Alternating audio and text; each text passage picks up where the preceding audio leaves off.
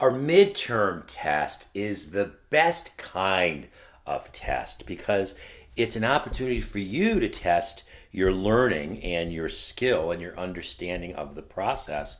But it's also a way of you to test me to see how this course and these odd inside out methods serve you as you're trying to think through an issue and to think with a level of sophistication, a level of critical awareness, and a level of dexterity with language that we're looking for in college level expository prose, in college level writing. So here's how this midterm exam take-home essay works. It's not at all unlike what you've been doing up to now, but we're going to start a little bit backwards. The big difference in college work isn't between writing at will about what you choose and what you find interest in. It's not about formal or informal or personal or impersonal writing. The real challenge, the real transition is between writing at will, writing what you feel like, and writing on demand, writing about things that we, your faculty, ask you to write about. And so this is an interesting challenge, an interesting switch with this essay, because for the first time, I am going to assign you what you have to write about. I'm giving you an assigned topic. And so that's a real test, a real challenge about how these writing tools can actually work. But it's not actually at all as different as you may seem, as you may think. So last time with essays number 1, 2, and 3, we started with the fable form, and you could write about any animals, and you could end up on any aphoristic moral that you chose. The ideas were yours. Likewise, with essays number 4 and 5, the family stories essays that became essays of abstract definition, narrative essays of abstract definition, you chose the story.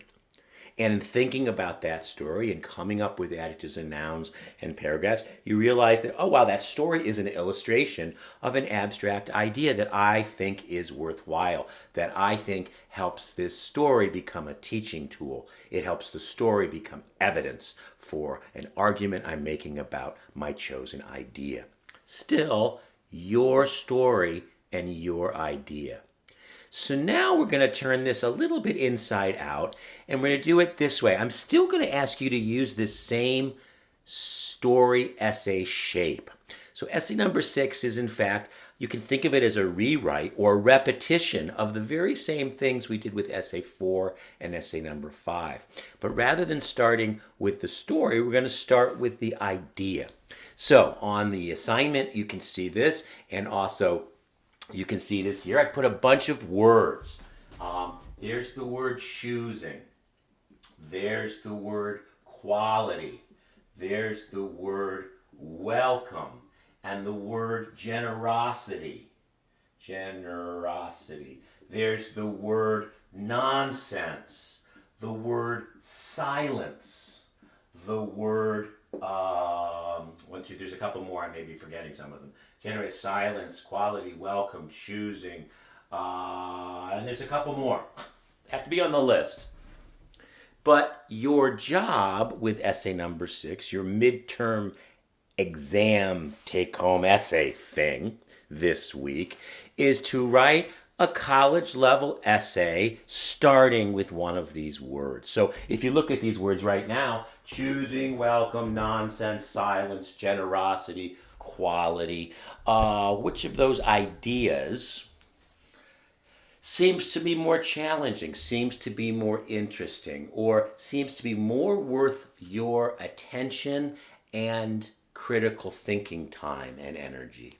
So one of the ways is to, look over the whole list, but as always, we want to start with selecting. Rather than just picking one, maybe pick 2 or 3 to look at. So when I look at this list, choosing, welcome, nonsense, silence. I'm an English professor. I think this is interesting to think about because I talk all the time. silence. I think nonsense is kind of fun because I like to mess around and joke, and I'm interested in issues of nonsense and silliness because I think sometimes there's wisdom in stupidity or wisdom in play. So that's kind of interesting to me. I also am interested in this issue of choosing. Like a lot of my students, how do I choose a major? How do I choose a career? In Love and Lit this semester, we're talking a lot about the issue of discernment. How do you know this is my true love? How do you know this relationship is worth intensifying? How should I move in with him? Should I move in with her? So that issue of choosing romantic choices, choosing careers, and professional training opportunities. I'm interested in that idea simply because I think it's relevant to you guys. So I might pick one of these three things as Kirk, as Captain Kirk. My interests are my interests. But I'm always thinking of people that I care for. I think about my students, not what's just fun for me to explore. Silence, it makes me think of meditation and walking through forests and how I miss everyone's voices. And is silence a good thing or a bad? That's a really, poetic English professory kind of topic that interests me at this stage of my life where I am.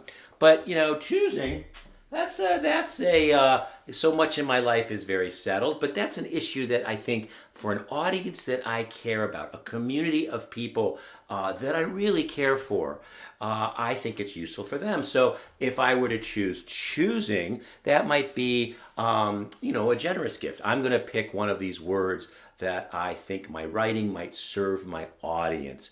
I'm gonna give the generosity of my thinking over to my time and my energy to help some people that I care for or that I'm engaged with. So we can choose where to focus our critical attention in lots of different ways. Taste, random, chance, so on and so forth.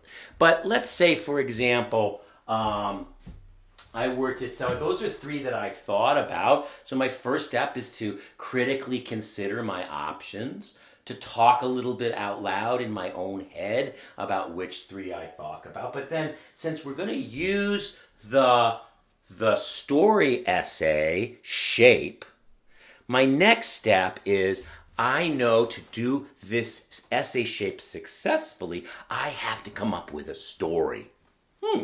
Do I have any stories about these three that would help me think through this idea? Do I have stories about choosing?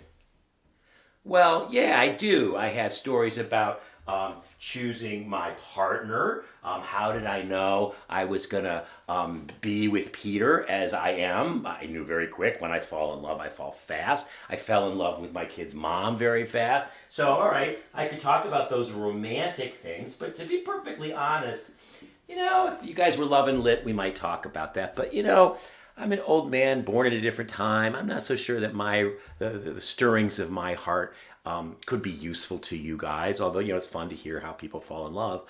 But so there's choosing romantic, but there's also how did I choose the story of how I choose to become a teacher, more importantly, a college professor. How did I choose teaching as my profession? And that's an interesting story too, how you choose a profession, how you decide, how you settle, how you land, with a sense that this is the place I'm supposed to be.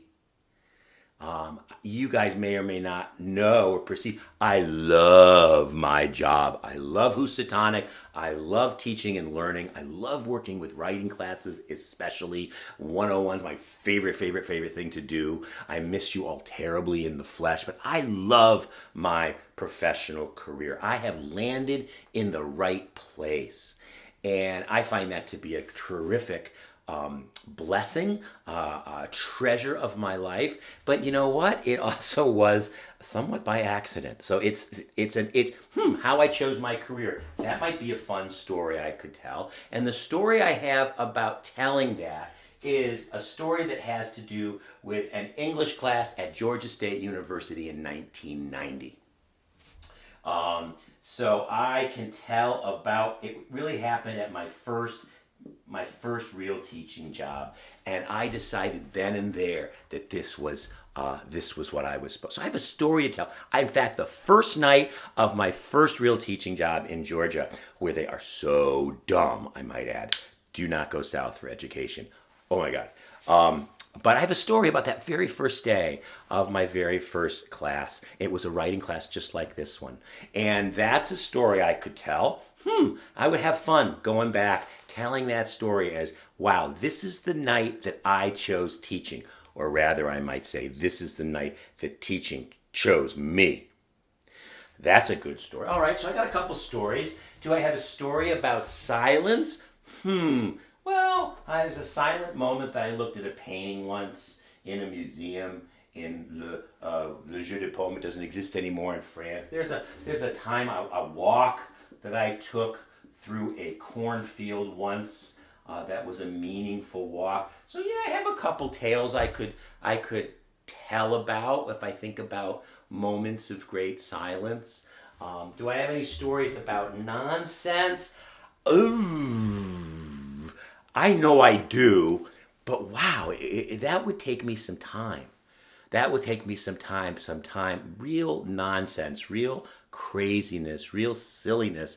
I know I can come up with times I've led a very silly life, but I don't have any at the top of my head. That would take me some more time to come up with stories that I can tell. So as you guys are thinking about this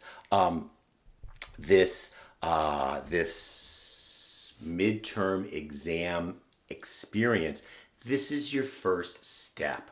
So I want you to go look at this list of words. I want you to circle 3 that give you some intrigue or pique your interest.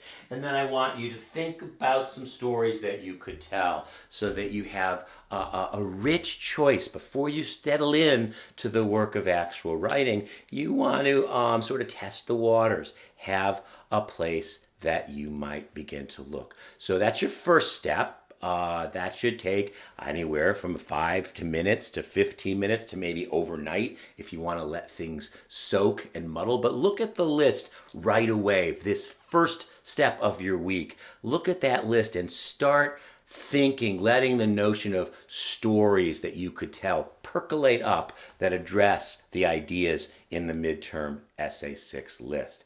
And I'll come back in a few minutes and we'll talk about the next writing steps to give you help through this wonderful midterm week.